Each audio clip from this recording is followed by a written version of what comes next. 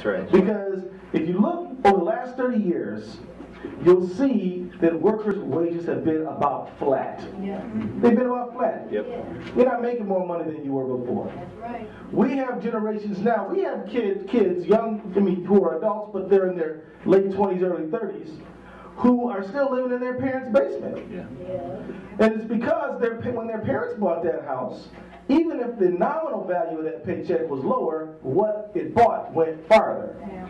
And the fact is that even though the pay has been flat, the productivity has been increasing. That means you've been making more stuff and doing more stuff within the same amount of time. Yeah. So if the pay is flat, yet you're making more stuff and doing more stuff, then there's some excess there, right? That's right. Who got the plus of that? Who got the cream? Yep. Not us. Let me tell you this. When I sit and think about how executive pay has simply exploded through the roof, Yeah. it's easy to see where the cream went. Yes. That's right. Right? And so with this flat pay, what have people been doing to make it? Credit cards, payday loans, Yes. and getting out the equity out of that little house that you might own. Yeah. People have been consuming based on debt. Yeah. And so as you're borrowing, and as they're giving you no doc loans, no loans that the rates, the payment's okay for the first 2 years or the first 3 years, but then after that it explodes, you can't pay it no more. All these kind of mortgages that you got were based on the idea that housing prices were always going to go up, but they kept building and building and building and building, and now they got excess capacity. Yeah. So the market had to come back down, and who gets hit? But the root of it is that they weren't paying you right. If they were paying you right, you would have bought your own house. You would have made sure you didn't have to get loaned up to the gills. But now is the time, in this tough economic times, to set the economic priorities of this country right. So that you and I will now band together and come together and get a stronger union that will make sure you get the right kind of paycheck. Make sure you get a secured pension plan. Make sure you get the right kind of health care. And let me just say that if we would have had a strong union movement, if we'd have been up in the 30s and 40s as they are in Europe and other parts of the world, we would have national health insurance right now.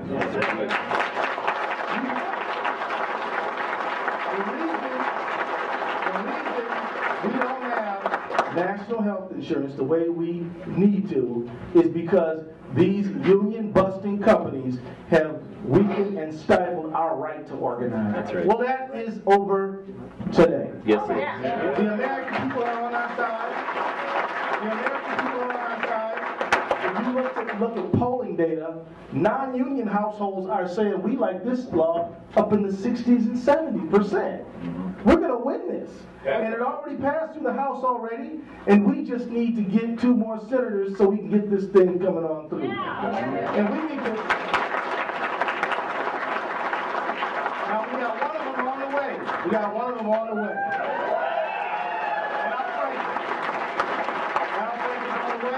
Al Franken was attacked, I tell you, because he was a supporter of the Employer Free Choice Act. Evil spoken of and lies put on this man as he was saying that I believe that workers have a right to organize in the workplace. Just to review very quickly, and then we're going to move on. All the Employer Free Choice Act does is to say that if there was a majority of the workers who want a union, all you got to do is have a majority sign the card and you got it. There's been a lot of employers, like the city of Minneapolis, are doing it voluntarily now. All right. Number two,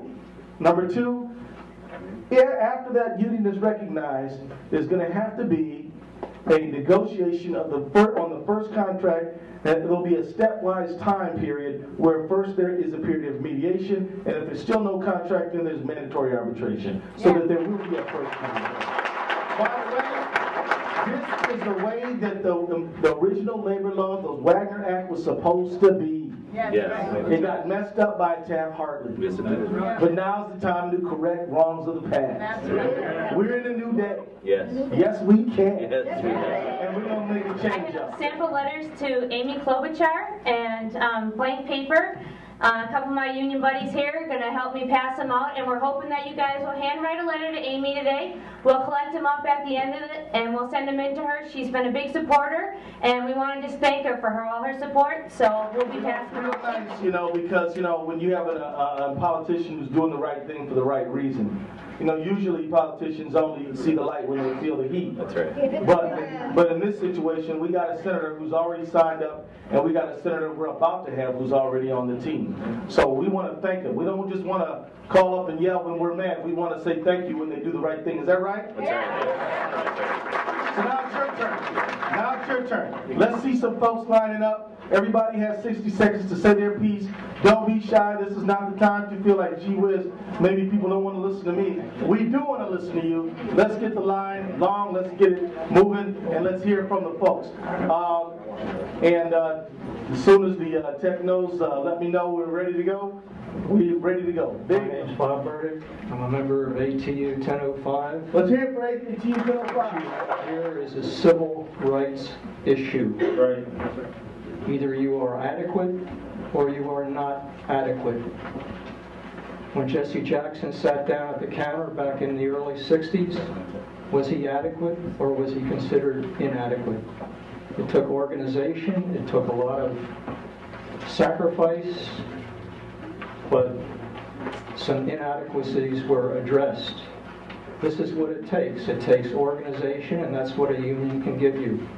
I stand here alive because I am a union member. Right. The union gave me adequate health insurance. I've survived a heart attack, I've survived cancer surgery, thanks to modern medicine, and the fact that I had access to this medical coverage. We are discriminating against our fellow human beings by not giving them adequate coverage. It is mandatory that we have this Clear Choice Act passed so that these people are not discriminated against, and we are hosts with a big heart. The way Polly, you're a good example. All right, 1 minute, everybody, and I am clocking in.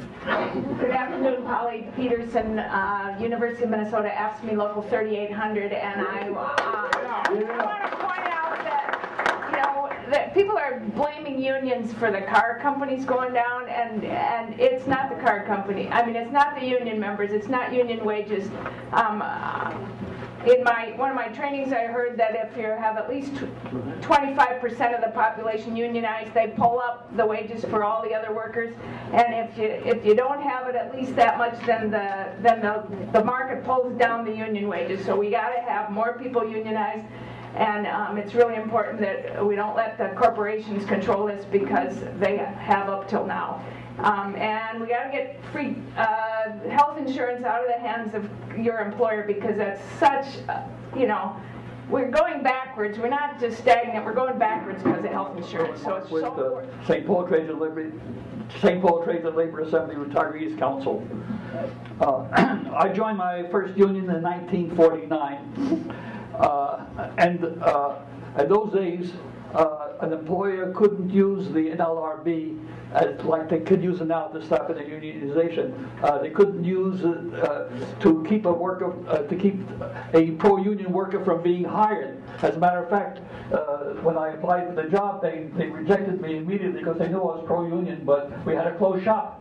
So the union sent the qualified worker, the boss had to hire him. And we got to regain those union rights again. I have a question. You got it. I heard on the radio. You got 10 seconds to ask it, right? I heard on the radio, on TV this morning, that Costco and a number of other companies are proposing a 70% sign up for recognizing unions. Is there any talk of compromising or negotiating? From what I understand is the EFCAs in places we set a majority card check sign up is what would get union recognition. But if somebody should ask for 70, well, we don't go for, we won't tolerate 70.